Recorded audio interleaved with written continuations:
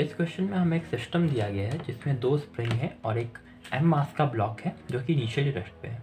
फिर हमें बोला गया है इस m मास के ब्लॉक को x डिस्प्लेस किया गया है राइट साइड, और फिर हमें बोला गया है इस m मास के ब्लॉक का वेलोसिटी क्या होगा अगर जब इसके डिस्प्लेसमेंट x/2 होगा।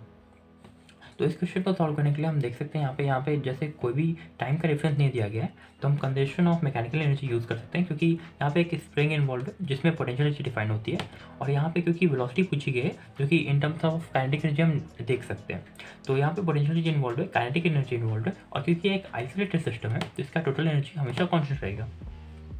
तो टोटल एनर्जी को कोई भी दो कंडीशंस के टोटल एनर्जी को अगर हम इक्वेट करें तो हम एक पर्टिकुलर इक्वेशन बना सकते हैं और उससे वी की वैल्यू आ सकती है।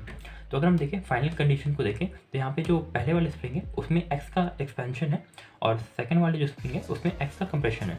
तो इसके लिए पोटेंशियल अगर हम डिफाइन करें तो वो हो जाएगा half k1x² plus half k2x²। और क्योंकि यहाँ पे ये जो m मास है वो रेस्ट पे होगा इसलिए काइनेटिक एनर्जी 0 हो जाएगी। इक्वल टू अगर हम इस कंडीशन की बात करें तो यहाँ पे जो पहला स्प्रिंग है उसमें x/2 का एक्सपेंशन है और ये जो सेकंड स्प्रिंग है उसमें x/2 का कंप्रेशन है। तो हम इसके लिए लिख सकते हैं हाफ k1x/2 का स्क्वायर प्लस हाफ k2x/2 का स्क्वायर प्लस, अब क्योंकि ये जो मास है वो v वेलोसिटी से मूव कर रहा है लेट से, तो ये हो जाएगा हाफ mv²। तो अगर हम इसे सॉल्व करें तो ये हमारे पास आ जाएगा 3/4 into k1 plus k2 into x² equal to mv²। तो अगर हम फिर वापस इसे सॉल्व करें v के लिए तो ये हमारे पास v की वैल्यू आ जाएगी v equal to √3/4m into k1 plus k2 into x²। तो इसके हिसाब से जो हमारे पास करेक्ट ऑप्शन होगा वो हम चूज़ कर सकते हैं। Thank you.